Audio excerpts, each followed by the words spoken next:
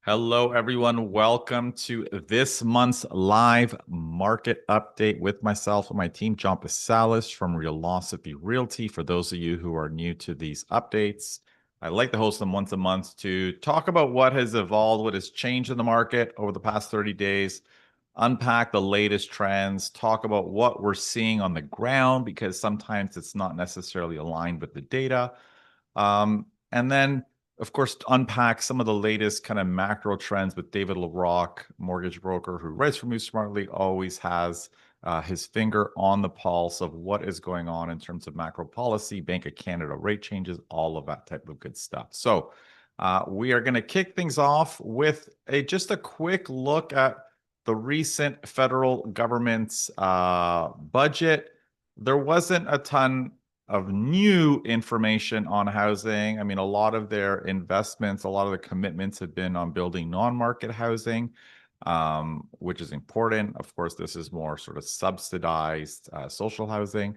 And of course, they kind of talked about the rebate for GST for first-time home buyers of new housing, but not a ton of stuff. But one policy change that I think that was important, again, in the housing section, they started to talk about immigration. I think this is an important shift for Canada's government. And in the federal budget, they actually said housing affordability has improved, supported by lower immigration targets. And they went on to say, we're taking back control over the immigration system and putting Canada on a trajectory to bring immigration back to sustainable levels. Of course, this is a massive shift in rhetoric from what we've been hearing for the past 10 years. For those who aren't familiar, Canada's population used to grow by around 400,000 people per year, relatively sustainable level, given that we build just over 200,000 homes. But over the past 10 years, between 2015 and 2022, 2023, population growth in general, I should say, just skyrocketed. So we went from about 400,000 people to 1.2 million people per year. That's like a 3% annual population growth, huge increase. And of course, when you bring in 1.2 million people and you only have 200,000 new homes, this puts a lot of pressure on housing. The challenge, of course, was during this boom, every expert and our politicians we're arguing our housing is just a supply problem, that this population growth is effectively out of their control. And I think there's two key takeaways with what our government has shifted. Number one is that population growth isn't exogenous, which means that it's a policy choice. It's not something that is out of the government's hand, and it matters for affordability. When we supercharge population growth above what we can build, it's going to put upward pressure on prices and rents. And the second is that you cannot infinitely increase the supply of housing. A lot of the arguments we're talking about tripling housing completions over the short term. You can't do that, obviously, and you can't even do that. It's even harder in today's environment in a market of falling prices. So it's a shift in tone and rhetoric for the federal government. I think it is a good direction. Does it mean that we're going to see any dramatic changes? Well, we're seeing them now. We're seeing, soft population growth flowing through to what I think are probably softer rents and potentially even softer home prices. And I think that's one of a number of factors. But we're going to unpack what I think is kind of one of the key issues right now, and stuff that people are talking about, which is, why are home prices trending down? I think, we talk a lot about condos, or we've heard a lot about condos. The interesting trend, I think, and a lot of people aren't talking about it, is that the low-rise market, which is the market for detached, semi-detached, and townhomes, is actually in some ways a little bit softer than the condo market. Not in terms of months of inventory, but prices are actually dropping a little bit more rapidly. I mean, low-rise homes are down about 7% year over year. Condos are down about 5%. So, one important question is, why are we seeing this decline in average prices right now? They were stable for a couple of years, and we're starting to see a little bit more pressure. And I'd say that there are largely, three kind of primary reasons that are impacting the market right now. The first is, of course, we're seeing more distressed sellers and distressed households. In last month's episode, I talked about the increase in power of sales. There's been a lot of reports. Toronto Star published the feature piece on it using my data, showing where we're seeing the highest increase in power sales. But one thing I wrote about recently, I think is important to keep in mind, is that power of sales are not just happening out of the blue. It's not just about unemployment. What's happening today with power of sales, at least from my perspective, and I'm going to try to bring on some insolvency experts who see this firsthand. But one of them, I kind of tweeted this out, and one of them strongly agreed with my narrative. The point is, what we're seeing today is not about one or two or three missed payments. It is something that has been building up for years. And we've seen this on the ground. For years, a lot of households were living beyond their means, overextending themselves, spending more than they made, accumulating debt. And every 3, 4, 5 years, when they would renew their mortgage, they'd accumulated debt and then just rolled that into their mortgage. So over time, their mortgage balance was increasing, wasn't actually decreasing. And of course, that only works in an environment of rising home prices. You can roll that additional debt into your mortgage because your house has gone up 200,000 in the past, 4 or 5 years. Today, home prices are not higher than they were 4 years ago. So people who have become used to accumulating debt have no safety. Like, there's no way for them to unload that debt and kind of make their debt payments a little bit more manageable. And this is, I think, really one of the big things that is happening. A lot of people have accumulated tons of debt, hoping market's going to recover. They've accumulated debt over the past 4 years, and we're starting to see this kind of break in some households. So it's not a sudden issue. I think the distressed selling, the power of sales, is a product of sort of this debt culture that we've had in Canada. And of course, it's obviously not the majority, but it is a relatively small majority. It's about 1% of the new listings in the Toronto area this year. But it's important to remember, out of those 1%, say it's 1,000 listings, there are probably another 3,000 or 4,000 households that are on the verge of being behind on their mortgage and defaulting. So this, of course, is impacting the supply and the motivation of some households. Because if you're on the verge of defaulting and being forced to sell, you're a little bit more motivated because you want to move out on your own terms. You don't want the bank to kick you out. So this, of course, is impacting the market a little bit as well. It should go without saying, economic uncertainty is a huge factor as well. All of the things that we're seeing in the market between U.S. tariffs and the trajectory of those and the potential impact on jobs is impacting households today and their confidence in the market. And one thing I should say is that all of this stuff matters, because if we look at affordability today, how affordable our home prices, we're actually very similar to what we were, I'd say, 4 years ago, maybe around 2021. The difference was 4 years ago, sales volumes were like 50% higher. The market, the momentum was very different. Of course, rates were lower, but also the economic conditions were a little bit more optimistic and things were a little bit hopeful. People were buying into this idea that home price would keep rising, and the psychology of the market was quite different, which leads me to the last point, that the buyer psychology today is very different. They're looking for a light at the end of the tunnel. They don't quite see it yet. They're very concerned about jobs. They're very concerned about the economy, and the sentiment is a negative, and just as, we had in 2021, when the sentiment was positive, and this, we call them, like, an economists call them behavioral factors. When yes, there are some economic factors that can push home prices up, but at some point the growth becomes detached from the economic fundamentals. When we had home prices rising by 30% per year, that's not driven by economic fundamentals. A lot of that is driven by behavioral factors, this hope, this optimism, this I got to buy now or I'm never going to be able to afford a home. All of this was behavioral. And so the same way psychology can push home prices on the way up, they can push home prices down in slow markets, because when the psychology is negative, a lot of buyers are reluctant to jump in. They're reluctant to jump in because they think, well, what if I wait 6 months? Maybe the price will be even lower. And this is the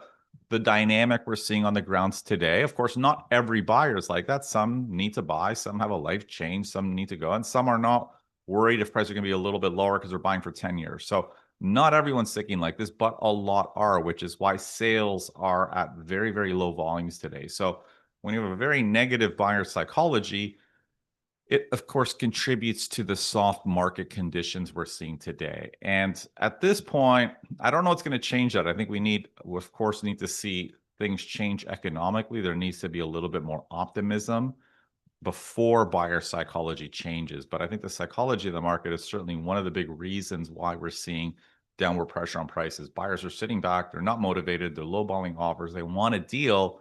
And this, of course, is feeding into the house price dynamics we're seeing today. You know, when I say detached home price or low-rise home price down 7%, that's over 100 grand in 1 year, which is a huge decline. So all that to say, I think these are some of the contributing factors that we're seeing on the ground right now that is putting a little bit of pressure on prices. And obviously homes are still selling. You know, if you're priced well, you're still going to sell, but it's of course going to be at a discount from what, you know, homes were selling for 6 months ago. And for the buyers that are jumping in, they want a little bit of value, and this is why they're paying a little bit less. So this is a little bit about what we're seeing on the ground, at least what I'm seeing. I'm going to be chatting with Gus and Davin from our office as well to get their insights. Now, before we do that, I'm just going to kind of quickly take a look at the latest trends in the housing market. As always, if you have questions, you can post them in the chat. I'll do our best to answer them live as we're going through the discussion today. But we're going to quickly look at the trends for low-rise houses first, or detached homes in particular. And detached home sales, like I said, are down 9% over last year. You know, what happened last year is actually the market somewhat rallied in the last half of 2024. You know, if we look at sort of the statistics for 2022 and 2023, sales were incredibly low. They're basically the lowest level in over 25 years. So very soft sales volumes. And then we saw this little bit of a rally in October of last year and November because the sentiment had shifted. People were jumping back in the market in the second half of last year thinking, I want to get ahead of what is expected to be a rally or a boom or a rebound in 2025. And this is why we saw this uptick in sales last year. If we compare 2023 to 2024, I think sales were up 40+%. But of course, the market didn't rally in 2025. The economic conditions changed. The trade wars have been introduced. So the sentiment has shifted. So we're actually seeing sales dip compared to last year. And if we look at the volumes right now of just under 3,000, I mean, they're not the lowest in 25 years. You know, 2022 and 23 were lower. And 2008 during the global financial crisis were lower. But aside from those 2 years, we're pretty much the lowest volume in 20 years. So yes, not the lowest, but pretty soft volumes. If we look at new listings in the GTA for detached homes, this should actually say they are actually up 11% over last year. And active listings are up 21% over last year. So we're seeing softer sales volumes, more active listings. Months of inventory, which compares active listings to sales, actually down from September. So about 4.4 months of inventory, but we're up over last year. Last year, we were in the 3 range. Now we're in about 4.5. And this, of course, has contributed to average prices dipping by about 7%. We're just under 1.3 million for low-rise homes. It's important to remember at the peak, we were about 1.7. So we've seen a significant decline in the average home price. Now, when it comes to condominiums, similar dynamics. I mean, condo sales are down 10% over last year. New listings are down 5%, which is an interesting trend. Fewer condo owners selling. I thought that was an interesting trend. Usually we've seen kind of year-over-year growth in new listings, but that's dipped a little bit. And active listings are up 2%. So months of inventory for condominiums has trended down. I think there's part of that is seasonality, so about 6 months of inventory, but we're well above where we were last year. And of course, this is also contributing to a little bit of downward pressure on prices. Average condo prices down 5% over last year. Now, for those of you who catch our roundtable that I did last week or the week before, I can't remember, with Steve and Ben Rabideau, we are all pretty much in the same agreement that the averages, to some extent, may not reflect what is happening in the market. We can't explain the details of why, but certainly if we look at condominiums, it feels like prices are down more than 5%. If we're looking at, what you would have sold for a year ago compared to this year, it feels like it's a little bit lower if we just kind of just on the ground, if we look at individual properties. It's not flowing through in the averages. The median is actually very similar, so it's not even about an issue with the average. Low rise, however, does feel it's about right around 7%. Like I said, it's close to 100 grand for a very typical home. But we'll have to look at what is going on with the data with average prices, because certainly condos feel like they're down a little bit more than 5%. So now we're going to bring on Gus Davin from our office. Gents. Hello. How are you both doing? Great. How are you? Very good. What have you guys, well, thank you obviously again for joining us today, but maybe we'll kick it off. Whoever wants to jump in first, a little bit about what you're seeing on the ground with your clients and the kind of the conversations you're having. Go ahead, Gus.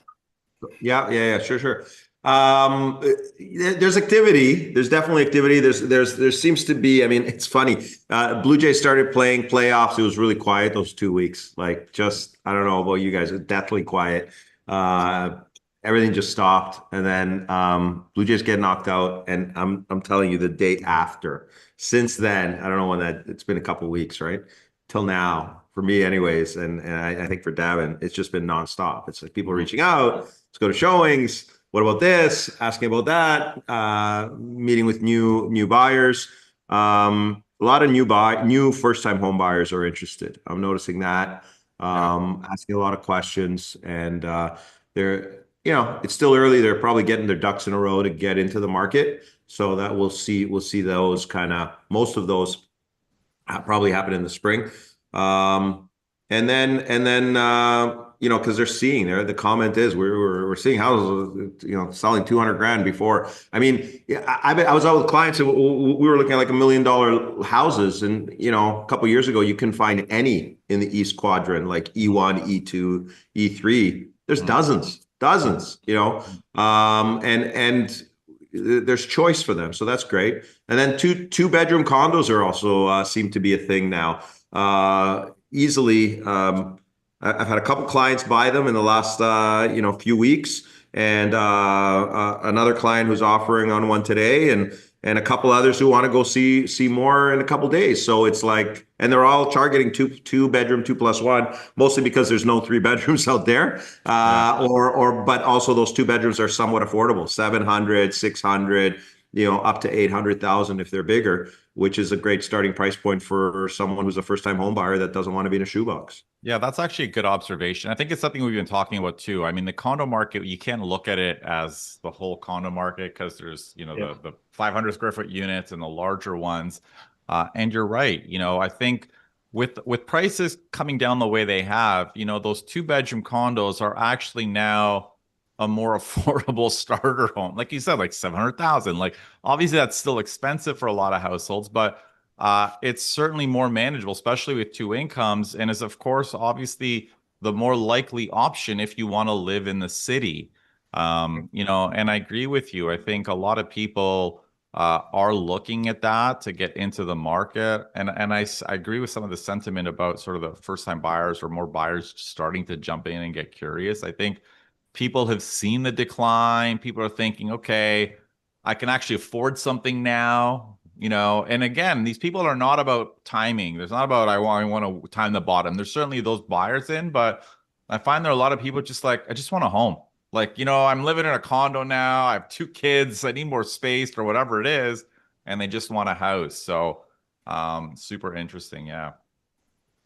Yeah, and back to Gus's point about the 2 bedroom condos. I mean, a lot of these are in spaces where, especially in the more the exterior GTA, they're sort of like boutique, smaller buildings, right? So they're almost like condo townhouse adjacent. So you're getting that price point, you're getting the value for per square foot, but you're also getting like a lower maintenance fee, that kind of thing.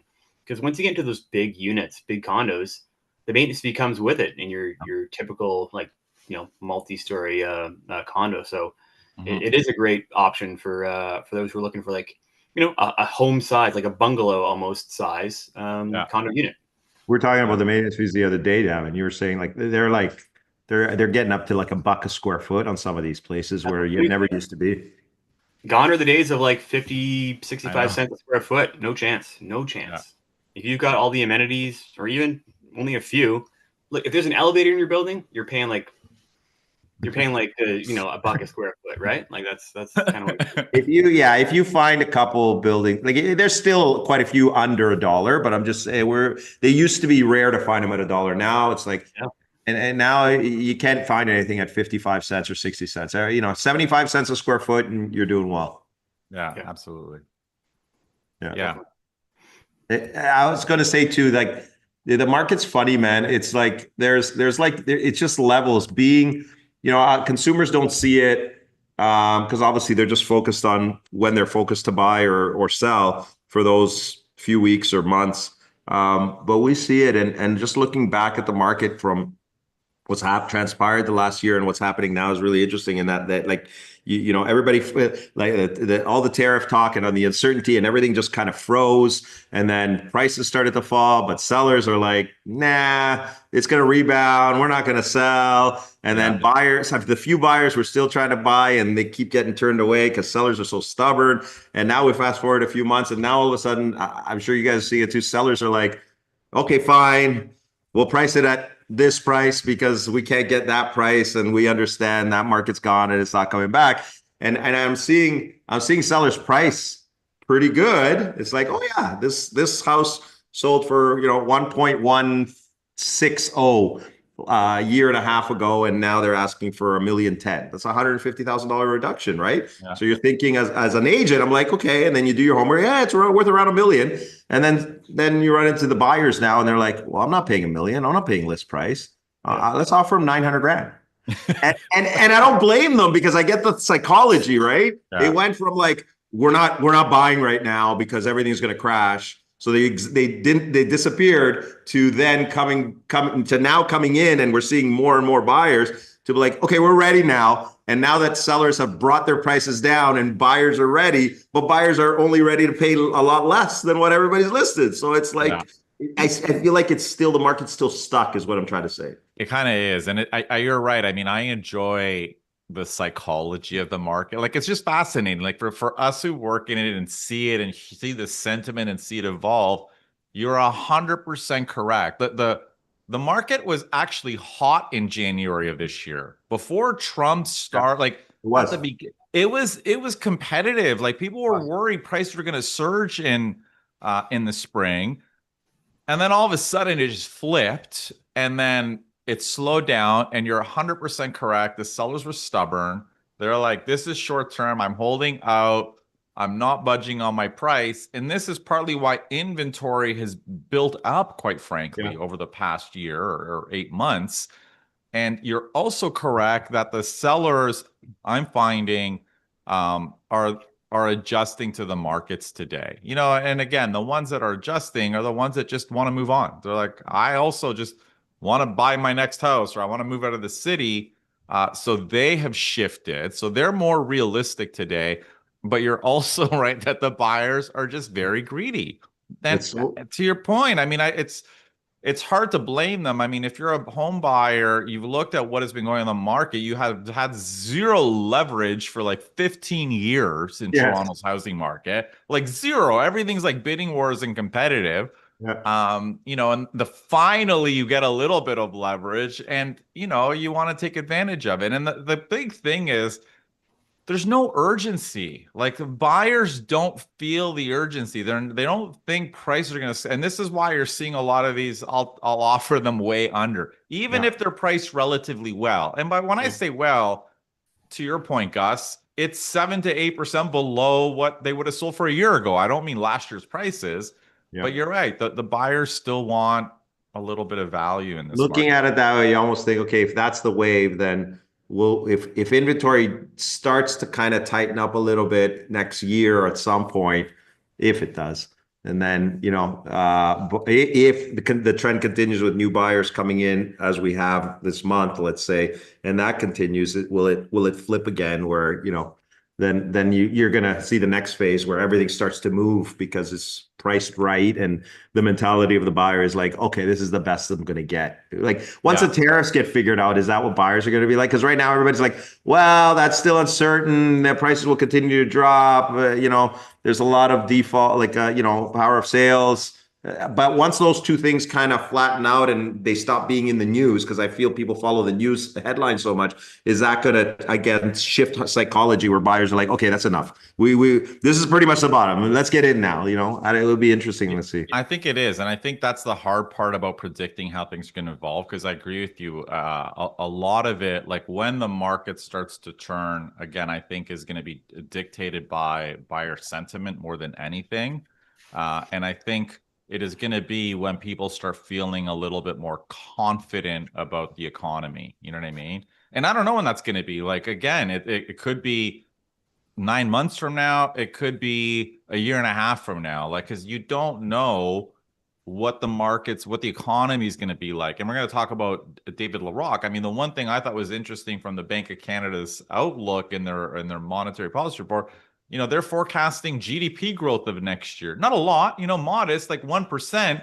but that's very different from like negative growth, the recession, concerns about significant job losses. So again, the sentiment is a function of what happens in the economy. You see tons of manufacturing job losses if things don't go well with trade. Yeah, that's going to be pessimistic. But if it's mild and a moderate recession, you can see sentiment shift sooner.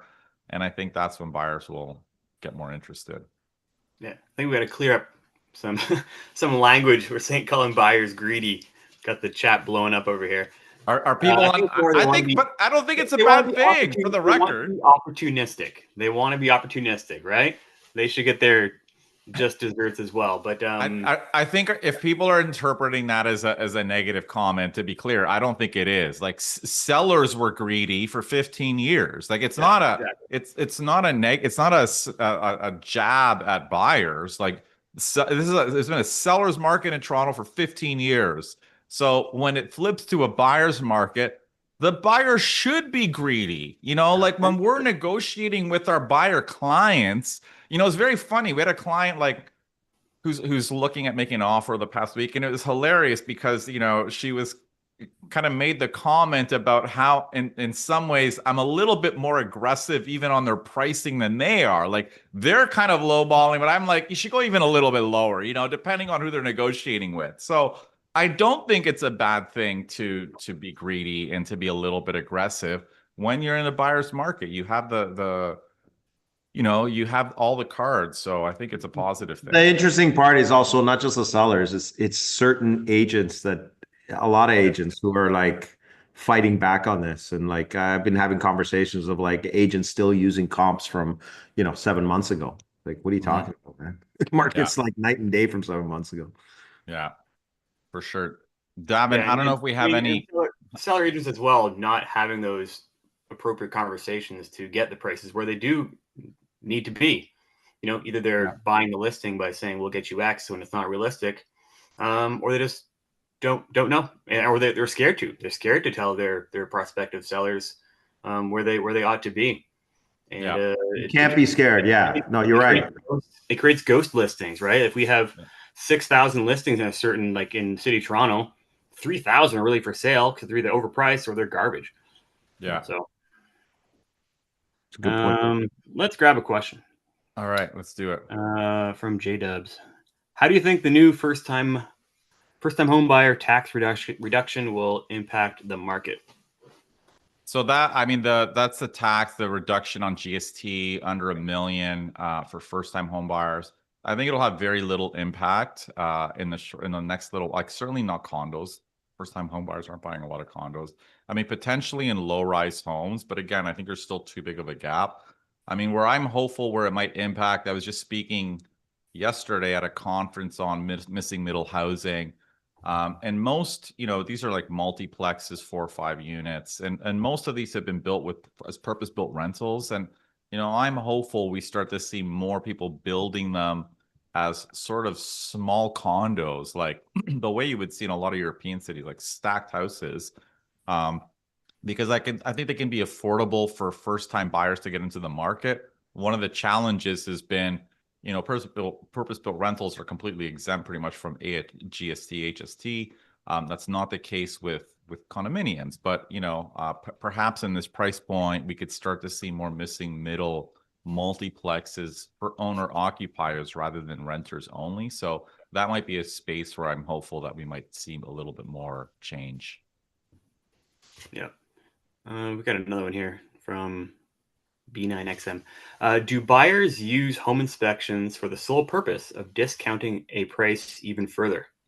100%. Well, now they are. Yeah, 100% they are. Yeah, that's like a classic old school negotiating tactic. I mean, you never really used to do that when the market's booming because the sellers like get lost. There's like another three people, who have booked were showing since then are ready to make an offer. But in today's market, listen, you could try it. Some sellers, it's got to be something somewhat significant. And yeah, I mean, I think it's more common today to see buyers try to, just to clarify, buyers trying to reduce the price to say, this is old in my inspection. We want you to cover it, Mr. Seller. And some sellers will do it and some sellers won't, but it's definitely more common today.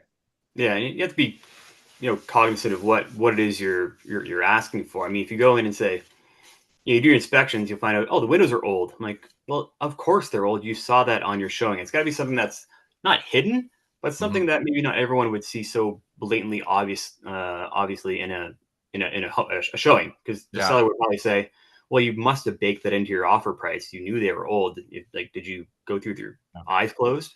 Yeah. So you have to be, there was one a couple months back that I sold that the ice maker wasn't working on the fridge and a window was cracked.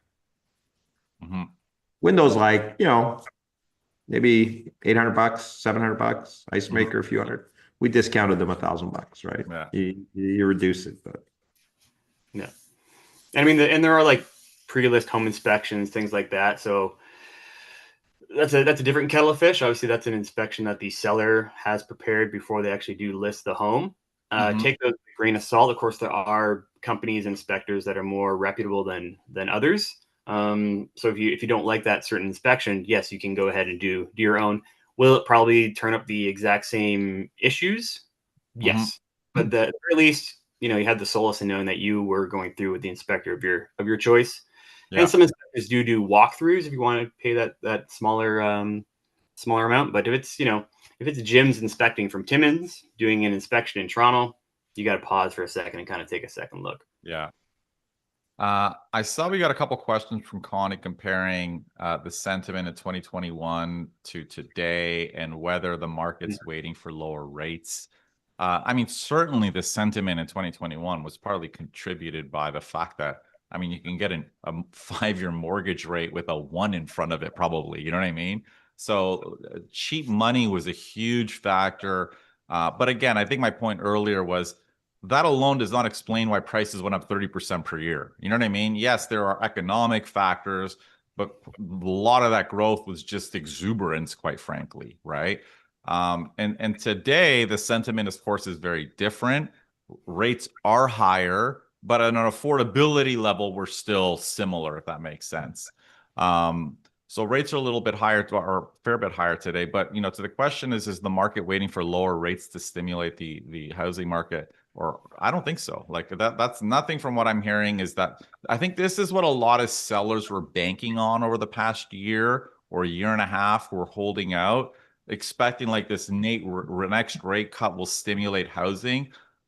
But it's not really happening. Like we're gonna plateau for the next little while with rates in the 4% range, right? We're not going back to 2.5 anytime soon. So, unless David's gonna correct me when he jumps on, but I don't think we are. So I don't think the market's looking for lower rates to kind of stimulate housing again. I don't think that's what's going to do it. I think it's going to be again, a shift in economic activity or economic certainty, I should say, or clarity that makes people more confident. It's like the light at the end of the tunnel, and I think that's what's missing in today's market. this clarity about where we're going to settle economically, whose jobs are going to be lost. You know, it's funny. I was talking with someone at the Central Bank of Canada yesterday, the day before, and we were talking about, like, one of the concerns, of course, is will be job losses. Listen, the federal government is talking about slashing jobs. So they're cutting jobs at the Bank of Canada and at the federal government. These are tens of thousands of households who have been working with the government for years, who are going to be out of a job, trying to find a job in a soft labor market. And if you spent most of your career working for the government, it's hard to find another government job if the government's cutting, whatever it is, tens of thousands of jobs. So, we haven't seen the effects of these job losses, both federally and, of course, economically from private businesses who might be impacted by the tariffs and the trade war and all of these things. So this is where I say it's hard to predict where the market will go. It could start to rebound 6 months from now. It could be 2 years from now. And again, I think part of this is where jobs will be. But yeah, there are some legitimate concerns where the economy's heading, especially when it comes to jobs. So I think that is a huge difference in why I don't think another quarter point cut is going to change anything, personally. Do you guys have any? Go ahead. Do you want to do one more? Yeah, let's do one more. All right. I'll take one from Marco. Will purpose-built rentals put sustained downward pressure of all housing types or selected types? That's actually a very good question. So, what we're seeing in the Toronto area and across Canada is like a lot of condos being converted to purpose-built rentals. Purpose-built rental is just basically, for those who know, it's just like an apartment building. It's, rather than people building condominiums or building permanent rental housing. Will it put sustained pressure on houses? I don't know if it will. I think it's going to kind of make renting a little bit more affordable, certainly. I think at the end of the day, it's the only type of housing, for the most part, we're going to be building for the next 3 or 4 years in any meaningful numbers, because we're not going to be building a lot of condos. We're not building a ton of low-rise, family-sized housing anytime soon. And again, for people to understand, and I'm going to try to bring on a commercial broker in the future to kind of unpack these dynamics. But the reason we're not in a lot of these areas is because builders bought land at a certain price, expecting to sell at effectively the peak prices, both for condos and for low-rise homes, right? So their whole project was based on that. If they can't get those prices, it's not economic to build. And this is why I say I think missing middle type housing might work, because the builders of those properties are paying today's prices. They didn't pay peak prices in 2022 for their land. They're paying 2025 prices. So it's completely different. But this is a small amount of supply. So going back to the original question, I don't know if it's going to I think it's going to be the only supply. I think what's going to happen is 4 or 5 years from now, you're probably going to have a bit of a supply shortage in Ontario, because I don't think we're going to be building enough housing as a whole to supply sort of the growth in our population, because eventually that's going to change. So it's a long answer, but and effectively it's a positive thing, but I don't think the increase in purpose-built rentals alone is going to. It could affect some units, though, couldn't it, John? Think about these small one-bedroom apartments that are being rented all the time because they're $1,800 and but they're not the nicest units.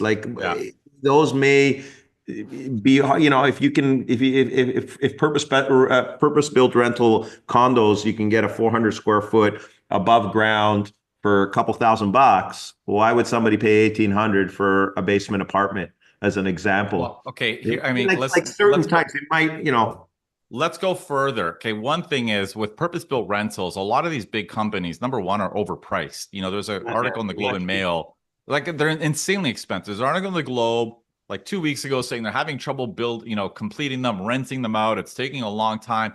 Yeah, that's because they're charging $6 a square foot for a rental when condos are renting for $4 a square foot. So they're not necessarily the affordable solution. The other key thing is, of course, what they're building, right? And I think this is the important thing to think about, that the just to say we're building rentals or we're building condos or whatever is not enough, because it's a lot of it is what we are building. When I did this talk at the Missing Middle conference yesterday, one of the things I talked about with builders is that when we talk about average rents trending down over the past 2 years, but when you look at what is actually falling, it is the small units. Large condos and actual low-rise family homes, like how many families are seeing very modest decline in rent prices, right? So how the market responds is going to be a function of course, what is being completed. And my instinct is over the next 5 years, we're not going to have enough housing, let's just use the word housing, whether it's a low-rise condo, whatever, that can accommodate a family, whether that's a 2-bedroom rental unit or 3-bedroom rental unit or a home that they can own. And I think this is the segment that there's going to be pressure on 3, 4, 5 years down the road because we're not going to be building any of that stuff. Okay. Awesome. We're going to let David on because he's been waiting a little bit, but Davin, if you want to stick around and maybe kind of jump in and with any other questions as we're going through with David. Gus, thank you for joining. My pleasure. Mr. Larock, how are you? I'm good. How are you? Very good. Very good. Thank you, as always, for joining us. So maybe we're going to kick off with, of course, the latest Bank of Canada rate decision. Maybe you can kind of unpack sort of the thinking behind that. Your blog post, I think, that highlighted some of the key things and takeaways from the Bank of Canada's monetary policy report I thought were quite interesting. I kind of mentioned the GDP numbers earlier, but maybe you can kind of unpack some of the things that I guess stood out to you when you're looking at the decision or the thinking behind the decision. Sure.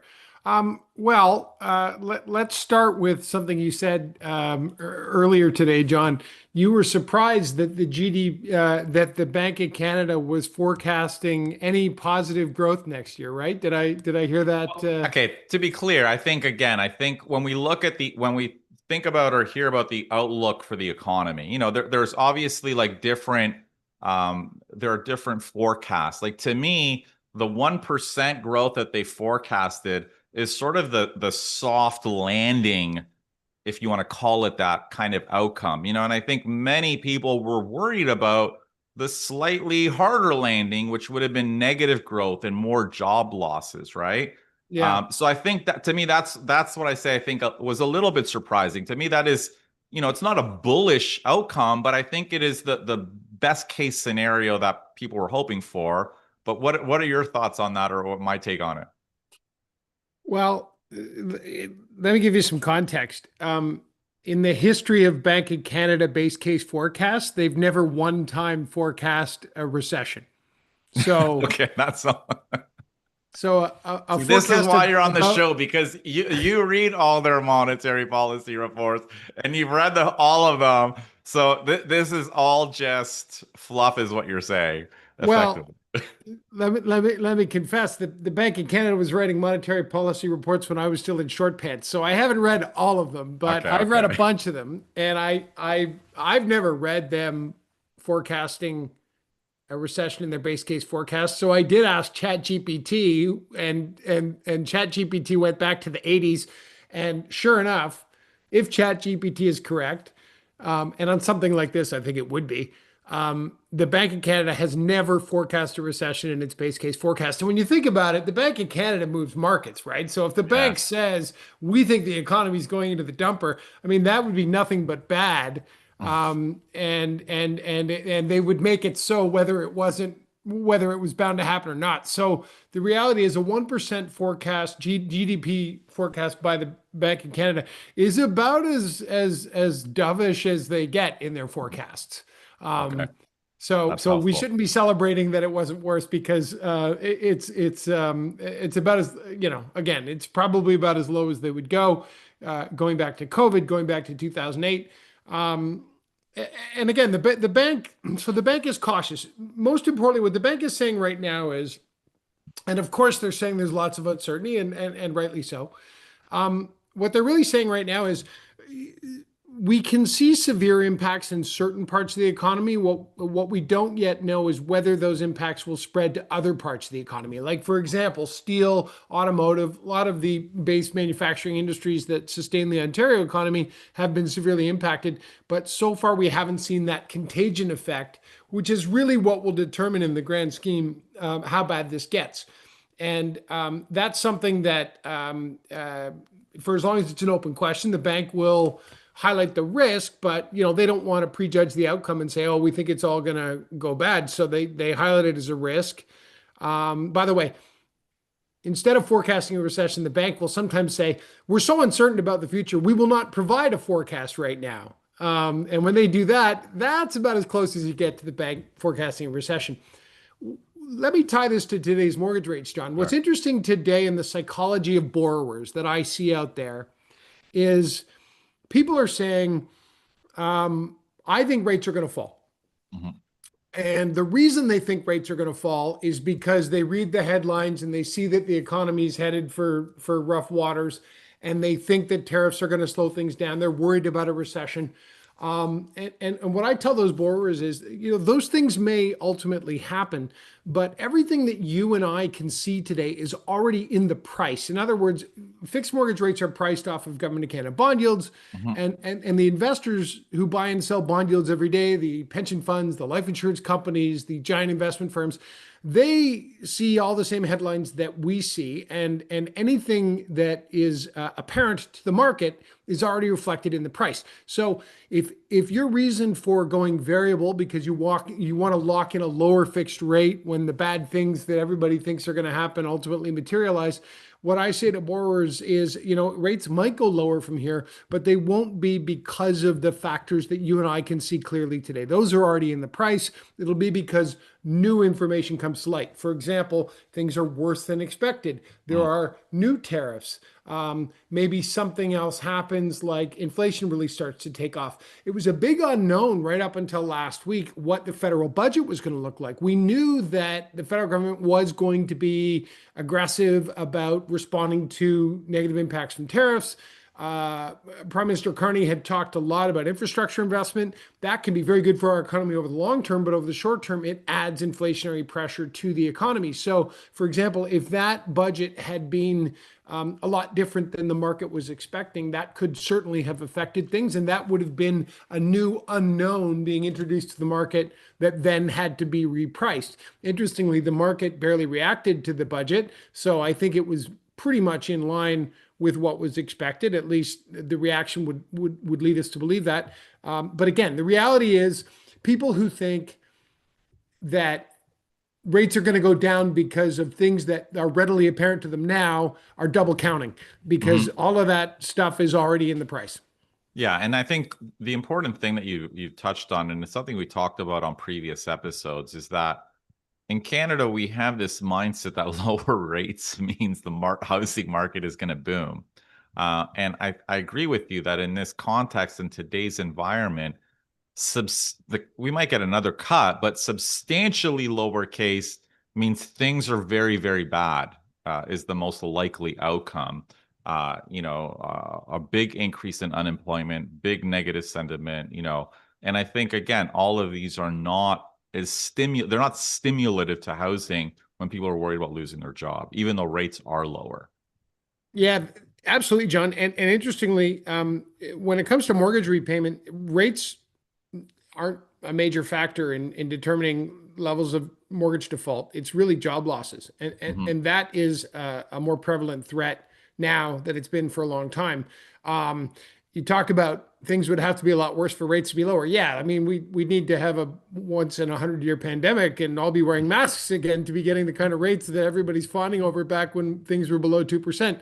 And I've talked about this on previous podcasts with you. Just to reiterate the point, people think that house prices will rebound when rates go lower because we've been taught that by recent experience. In 2008, rates went low and prices took off. But that was because the U.S. had a massive housing crisis and an economic the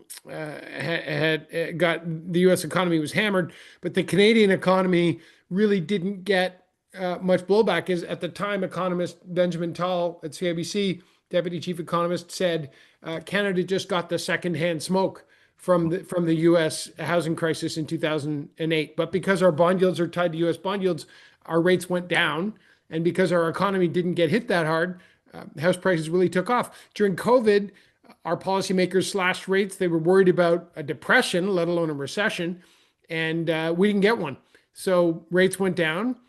The economic impacts that our policymakers were trying to guard against never materialized, and of course, house prices took off. Well, this time, if we're talking, to use an analogy of the little boy who cried wolf, eventually the wolf shows up. And unfortunately, in this case, rates are lower, but a lot of those negative impacts are apparent. And what happened in the past may not be prologue in this case, because in fact, if the economy does experience the kind of headwinds that are feared, we won't see the rebound in house prices. So just because it's been true in the past doesn't mean it'll be true in future or this time around. Yeah, that's great. And I mean, to make it clear, I'm amazed that you remember a Benjamin Tall quote from 2008. Good on you. That's impressive. He's got some good ones. He does, actually.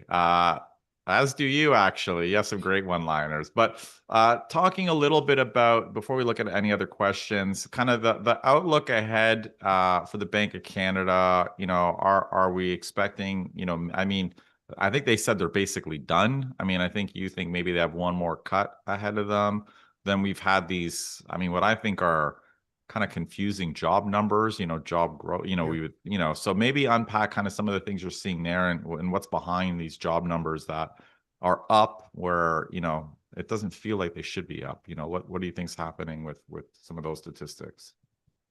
Yeah, well, first to the Bank of Canada, they said basically that they think their policy rate at its current level of 2.25 is appropriate if their forecasts for what's in store are relatively accurate. So basically, what they said is, we think we're at the right level if things evolve the way we think they're going to evolve. And if we're going to change our mind, it'll take an accumulation of evidence for us to change our mind. So basically what that means is we're gonna sit tight for a while and watch things unfold. And if we do move rates, it won't be at the next meeting. It'll be after we have time to assess more data. I keep coming back to a simple point, John. Over the bank's last 5 rate cut cycles, their policy rate has always hit 2% or less. And by the bank's own estimate, it's not stimulating growth in the economy until its policy rate hits 2%. Its neutral rate range, by the bank's own estimate, the bottom of the neutral rate range is 2.25. And they did say, we think we're at the stimulative part of the neutral rate range, which is just fancy wordsmithing as far as I'm concerned. But the reality is, I think we're getting to 2 at some point, and ultimately that the bank's policy rate will need to be providing a tailwind for the economy to help us through what's coming. I hope I'm wrong, but that's my assessment. As far as the job numbers, completely agree. We've had 2 months now of 60,000 odd jobs, newly created jobs.